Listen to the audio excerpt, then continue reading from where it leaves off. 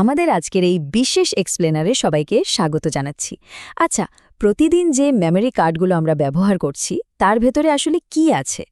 সাধারণ বালি থেকে কিভাবে তৈরি হয় এই আধুনিক ডিজিটাল স্টোরেজ? আজ আমরা এই অদেখা জাদুকরী জগৎটারই একদম গভীরে গিয়ে দেখব। চলুন শুরু করা যাক। একদম সাধারণ একটা বালুকণা, ভাবুন তো সেটা কিভাবে প্রযুক্তির এক জাদুতে পরিণত হতে পারে। মানে একটু চিন্তা করলেই কিন্তু মনটা একদম বিস্ময়ে ভরে যায়।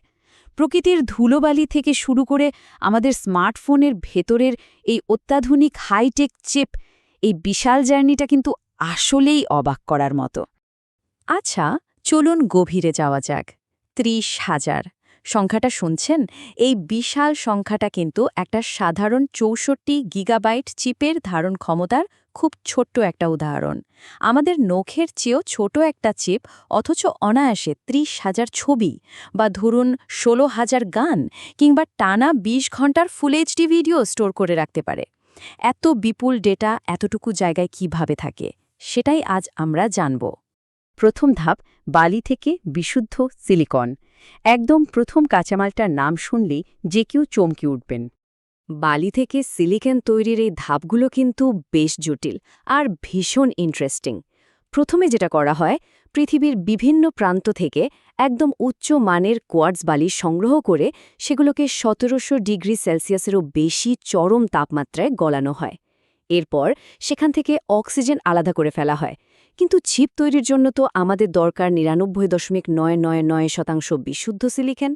রাসায়নিক পরিশোধনের বেশ কিছু চরম ধাপ পেরিয়ে এই মাত্রার বিশুদ্ধতা অর্জন করা সম্ভব হয়। আর জানেন, পুরো পৃথিবীতে জাপান, দক্ষিণ কোরিয়া, তাইওয়ান এবং আমেরিকার মতো হাতে গোনা কয়েকটা দেশই এটা সফলভাবে করতে পারে। দ্বিতীয় ধাপ, বিশাল ইঙ্গট থেকে ওয়েফার। এই ধাপে বিশুদ্ধ গলিত সিলিকনের মধ্যে ছোট্ট একটা বীজ কেলাস বা সিড ক্রিস্টাল প্রবেশ করানো হয়, যা থেকে ধীরে ধীরে বিশাল এক কাঠামোর জন্ম হয়। এখন এখানকার সবচেয়ে চমকপ্রদ বিষয়টা হলো এই বিশাল আকৃতির ইঙ্গটটি। গলিত সিলিকন জমতে জমতে যে স্ফটিক তৈরি হয় তা কয়েকশো কিলোগ্রাম ওজনের আর প্রায় ২ মিটার লম্বা একটা চকচকে ধাতব পিলারের মতো দেখতে। একটু ভাবুন, এই বিশাল আকৃতির জিনিসটাকে পরবর্তীতে কতটা ক্ষুদ্র আর সূক্ষ্ম করা হবে, সেটা এই পর্যায়ে কল্পনা করাও কঠিন।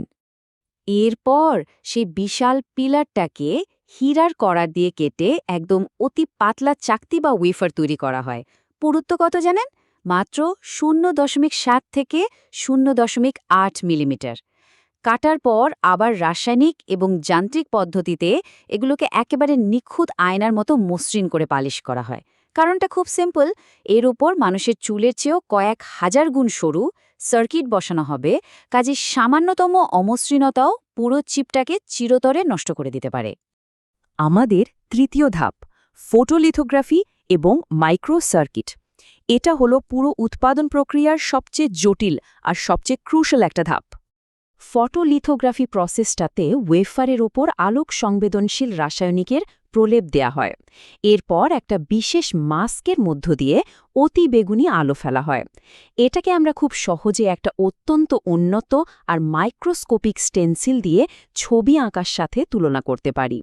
আলো পড়া এবং না পড়া অংশে রাসায়নিক পরিবর্তন ঘটে, যা পরে বিশেষ দ্রবণে ধোয়ার পর অবিশ্বাস্য রকমের সূক্ষ্ম সার্কিট হিসেবে ফুটে ওঠে। একদম জাদুর মতো, তাই না? তবে এই জটিল ফটোলিথোগ্রাফি প্রক্রিয়াটা কিন্তু একবারই শেষ হয়ে যায় না। একই ওয়েফারের উপর বারবার এই প্রক্রিয়ার পুনরাবৃত্তি ঘটানো হয়। একটা মাত্র মেমোরি চিপে এভাবে ৩০ থেকে ৫০টি পর্যন্ত আলাদা লেয়ার বা স্তর একে অপরের ওপর একদম নিপুণভাবে সাজানো হয়। চতুর্থ ধাপ, মেমোরি চিপ এবং ট্রানজিস্টর। এখানে কিন্তু হার্ডওয়্যারের ভেতরে ডেটা সংরক্ষণের আসল মেকানিজম লুকিয়ে আছে, যাকে আমরা ন্যান্ড ফ্ল্যাশ প্রযুক্তি বলি। সুতরাং এখানকার সবচেয়ে গুরুত্বপূর্ণ পয়েন্টটি হল এই প্রযুক্তিটা আসলে কাজ করে কিভাবে। ক্ষুদ্র ফ্লোটিং গেট ট্রানজিস্টরের ভেতরে যখন ইলেকট্রন আটকে থাকে তখন সেটা ডিজিটাল 1 বা ১ নির্দেশ করে, আর যখন ইলেকট্রন থাকে না তখন তার ডিজিটাল 0 নির্দেশ করে। ভৌত কাঠামোর ভেতরের এই দুটি অবস্থাই মূলত ডিজিটাল 0 এবং 1 তৈরি করে। আর এই 0-1-এর অগণিত সমন্বয় আমাদের প্রতিটি স্মৃতি, প্রতিটি ছবি সযত্নে সংরক্ষিত থাকে। আর এই যে কিউএলসি বা কোয়াড্রুপল লেভেল সেল প্রযুক্তি দেখছেন, ঠিক এই কারণে মেমরি কার্ডের বাহ্যিক আকার বড় না হয়েও এর ধারণ ক্ষমতা জ্যামিতিক হারে বেড়ে চলেছে। এই অত্যাধুনিক প্রযুক্তি একটিমাত্র মাইক্রোস্কোপিক ট্রানজিস্টরে 4টি পর্যন্ত বিট ডেটা সংরক্ষণ করার সুযোগ দেয়।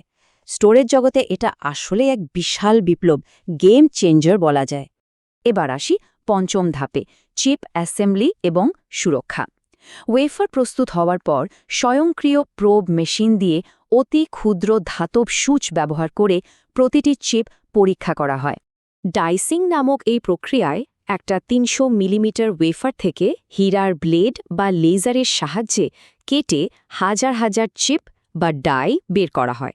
এই পুরো পরিবেশটা কিন্তু স্থির বিদ্যুৎ, তাপমাত্রা এবং আর্দ্রতার দিক থেকে কঠোরভাবে নিয়ন্ত্রিত থাকে।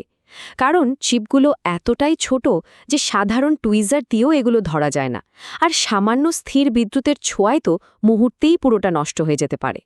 এরপর এই অত্যন্ত সূক্ষ্ম চিপগুলোকে একটা সাবস্ট্রেটের উপর বসানো হয় এবং সাথে একটা কন্ট্রোলার চিপ যুক্ত করা হয়। এই কন্ট্রোলারই মূলত আমাদের স্মার্টফোনের সাথে মেমরি কার্ডের কথোপকথন পরিচালনা করে। তারপর সোনার তার দিয়ে সংযোগ স্থাপন করে পুরো অংশটাকে কালো রঙের এপক্সি রেজিন দিয়ে ঢেকে দেওয়া হয়। এই রেজিনের আবরণটাই কিন্তু চিপটাকে তাপ, আর্দ্রতা আর যে কোনো যান্ত্রিক আঘাত থেকে একদম সুরক্ষিত রাখে। আমাদের ষষ্ঠ এবং শেষ ধাপ, ফার্মওয়্যার এবং চূড়ান্ত পরীক্ষণ। ফিজিক্যাল হার্ডওয়্যারের কাজ তো শেষ, এবার শুরু হয় সফটওয়্যারের সাথে এর চূড়ান্ত পর্যায়ে। কন্ট্রোলারে ইনস্টল করা এই সফটওয়্যার বা ফার্মওয়্যারটাই হল মেমরি কার্ডের প্রাণ। এটাই নির্ধারণ করে কার্ডটা কত দ্রুত ডেটা রিড বা রাইট করবে, ক্ষতিগ্রস্ত সেলগুলোকে কিভাবে এড়িয়ে যাবে এবং ডেটার সামগ্রিক নিরাপত্তা কিভাবে নিশ্চিত হবে। সত্যি বলতে এই ফার্মওয়্যার ছাড়া এত কষ্ট করে তৈরি মেমরি কার্ডটা স্রেফ সিলিকনের একটা অর্থহীন টুকরো হয়েই পড়ে থাকত। আর এটা খুব চমৎকারভাবেই প্রমাণ করে যে কেন প্যাকেজিং হয়ে বিশ্ববাজারে আসার আগে এই চিপগুলোকে অত্যন্ত কঠিন পরীক্ষার মধ্যে দিয়ে যেতে হয়।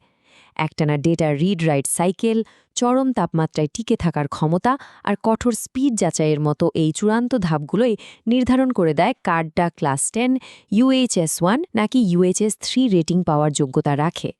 সবশেষে একটা অবিশ্বাস্য আর চমকপ্রদ তথ্য দিই, শুনলে হয়তো বিশ্বাসই হবে না।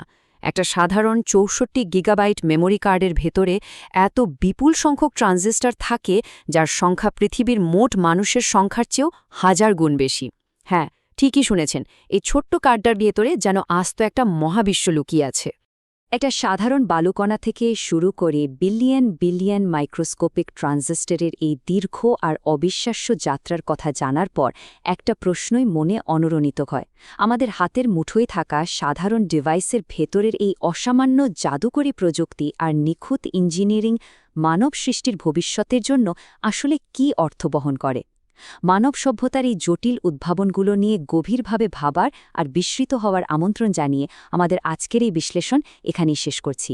ভালো থাকবেন সবাই।